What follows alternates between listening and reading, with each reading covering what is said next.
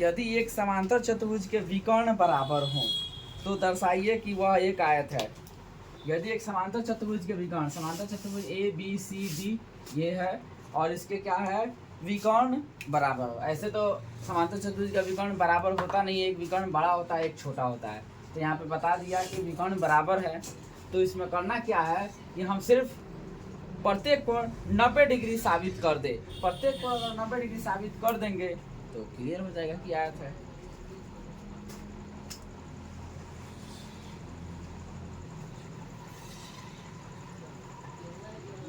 माना कि ए B C D एक समांतर चतुर्भुज है।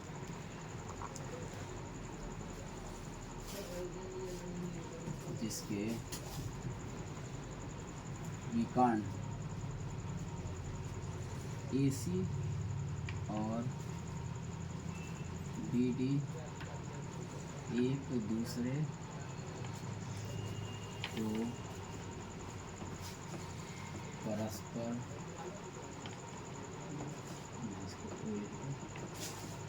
बिंदु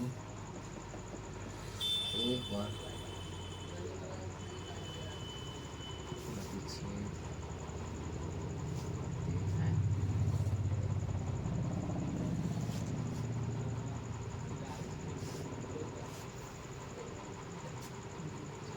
सिद्ध करना है।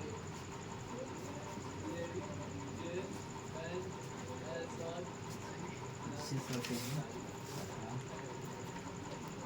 AC बराबर BD, ये भी है विकर्ण बराबर भी है, लिखा है सिद्ध करना है ABCD आयत। तो आयत में चाहिए क्या, आमने सामने का भुजा बराबर चाहिए, वो तो पहले से ही है क्योंकि समांतर चतुर्भुज है। दूसरा चीज़ क्या चाहिए, विकर्ण बराबर है, वो भी बराबर है क्वेश्चन में दिया है। तीसरा चीज़ क्या चाहिए, प्रत्येक कोण 90 डिग्री का है होना चाहिए, जो कि प्रत्येक कोण 90 डिग्री समांतर चतुर्भुज में नहीं होता है। तो हम प्रत्येक कोण 90 डिग्री को ही सिद्ध करेंगे। प्रमाण त्रिभुज ABC में, त्रिभुज ABC तथा ये ABC और इधर से फिर इसको ले लेंगे ये वाला BCD, चाहे ऊपर से भी ले सकते हैं। अगर ABC लेंगे तो इसमें AC विकर्ण आ जाएगा, और BCD लेंगे तो इसमें BD विकर्ण आएगा। त्रिभुज ABC तथा त्रिभुज BCD में क्या है, अब ABC में AB और BCD में DC, AB और DC बराबर है, AB बराबर DC। समांतर चतुर्भुज की सम्मुख भुजा, समांतर चतुर्भुज की सम्मुख भुजा बराबर होता है। दूसरा पॉइंट, त्रिभुज ABC में ABC में BC और BCD में ABC में BC हो गया और BCD में नहीं, दोनों में तो सेम वहीं आ जाएगा। तो इसको हम छोड़ दें, हम लिख दें ABC में AC, BCD में BD। तो AC बराबर BD, ये है दिया है। विकर्ण भी बराबर हो गया, दो गो हो गया। क्या है पहला कि त्रिभुज ABC में AB और त्रिभुज BCD में DC बराबर है, ये समांतर चतुर्भुज का सम्मुख भुजा हो गया। और AC बराबर है BD, जो कि दिया हुआ है, ये है समांतर चतुर्भुज के विकर्ण, जो कि क्वेश्चन में दिया है विकर्ण बराबर है। तीसरा प्रूफ BC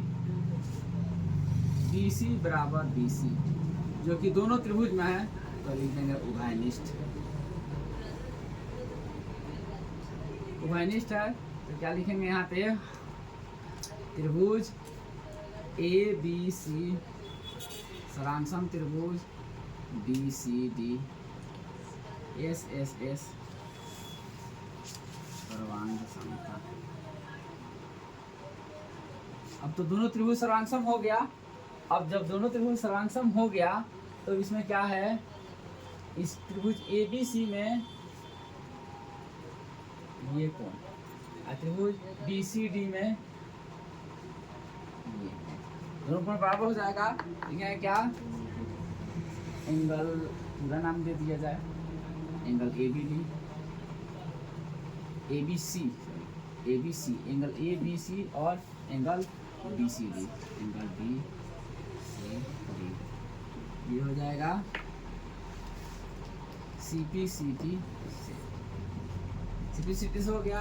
अब क्या है कि समांतर चतुर्भुज में होता क्या है, समांतर चतुर्भुज में सम्मुख कोण जो है एंगल ए और एंगल सी बराबर, और एंगल बी और एंगल डी बराबर होता है, यानी कि सम्मुख कोण बराबर होता है। और समांतर चतुर्भुज का एक और है विशेषता कि आसन्न कोणों का योग 180 डिग्री होता है, यानी कि ये बी पर का एंगल और सी पर का एंगल 180 डिग्री होगा।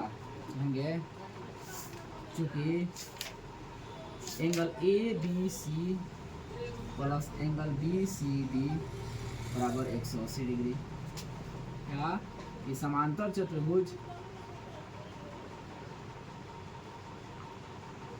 के आसन्न कोणों का योग 180 डिग्री होता है।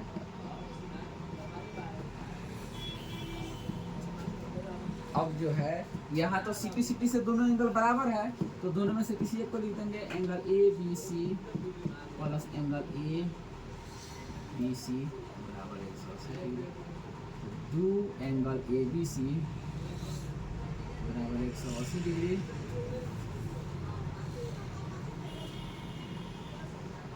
हो जाएगा एंगल ए बी सी बराबर 180 डिग्री बटा 2 90 डिग्री, अतः एंगल बी बराबर 90 डिग्री। और साथ में एक और विशेषता होता है, समांतर चतुर्भुज के सम्मुख कोण बराबर होते हैं।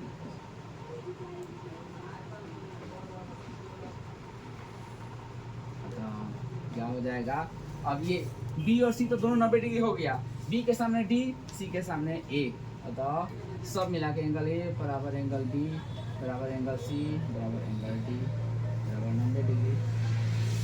इस प्रकार क्या हो गया,